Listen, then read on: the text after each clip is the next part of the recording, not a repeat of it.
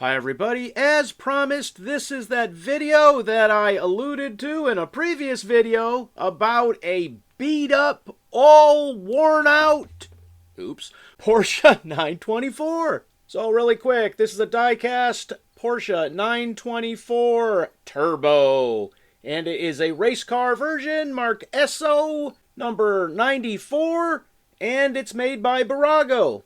If you're a diecast collector and you're not really familiar with that name, they were an Italian diecast collectible car and toy company, but I think they are now owned and made in China. I purchased this used on eBay. Well, obviously used, right?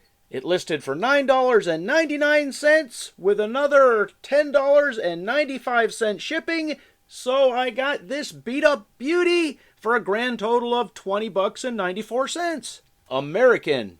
With that said, the seller said, vintage toy car Bbrago 9105 Porsche 924 Turbo SO number 94. Now, here is the good part. Really used, but runs good.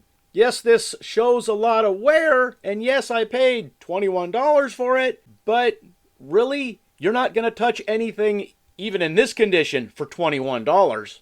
And what condition is it in? Well, it's missing a lot of glass. The doors do kind of open. The interior is missing parts. Not even a steering wheel in there. Maybe old Uncle Elon is turning it into a self-driving vehicle. I don't know. The wheels don't spin all that well, but I'm not going to play with it. I'm going to display it. Now, I don't know if these were even originally sold in the U.S., but if they were, not in large numbers. The same day I purchased this, I purchased that better-looking Porsche 924. And if you remember, that one came from France. I really didn't know it at first, but once I realized it was in euros, except for this beat-up one here, I couldn't find any in the United States. Because when this was made and sold originally, they actually were made in Italy. And that fancy-looking one with that boring grayish-greenish color, I don't even know what color you'd call that, was 16 euros with an additional 33.90 euros for a total of 49.9 euros. What is that in American money?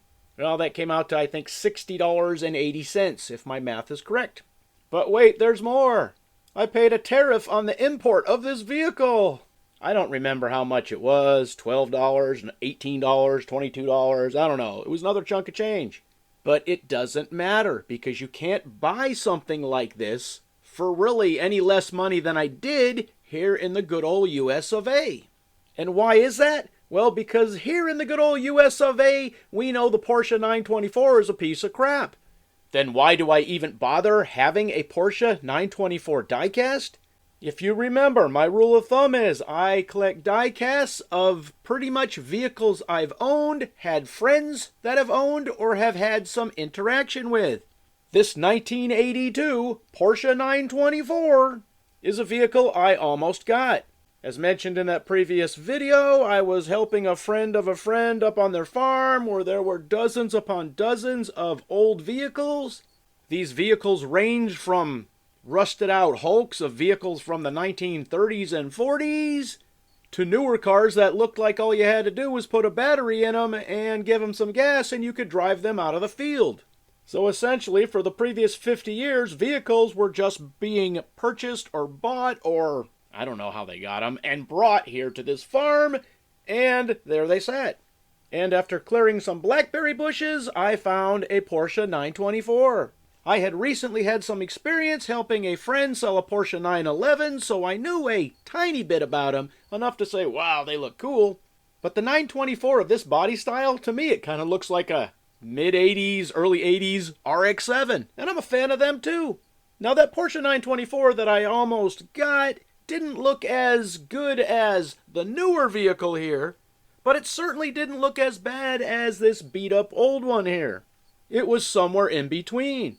I talked to the woman who owned the property, and she said, hey, if you want it, you're helping me out, you can just take it. So I did a little research, and then I found out that the Porsche 924 sold here in America was roughly a fancy-looking Volkswagen.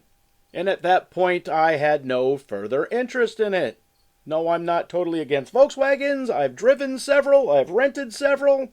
I've had relatives who've owned them. I've never really owned one. Well, that Baja Bug really doesn't count. But even the sandrails I've owned over the years, I don't go for those Volkswagen air-cooled engines. We would put water pumpers in, usually like a Pinto engine or maybe a Datsun or a Toyota engine. 22Rs were really good for sandrails. So where everybody else is running an air-cooled old slug bug engine they souped up, my sandrails would have a real motor in it. So anyways, I was cruising eBay, as I often do, late at night, spend a bunch of money, and then regret it in the morning. I stumbled upon the Porsche 924 diecast, which reminded me of that Porsche 924 in real life that I almost got. And I said, wow, I should buy one. And that's when I found out it's near impossible to get a good one in this 124 scale for a reasonable price, at least here in America. Several of my friends have asked me, do you plan to take that and restore it? No, I plan to leave it exactly as it is, and it will be in my display case right next to the other 924. And if I can find a third one, maybe also not in pristine condition, that will go in my display case right next to these. Are you a Porsche fan? Does it drive you nuts when somebody calls it a Porsche? I drive a Porsche. Oh yeah, well I drive a Nissan. Okay, leave your comments in the comment section. As always, thanks for watching.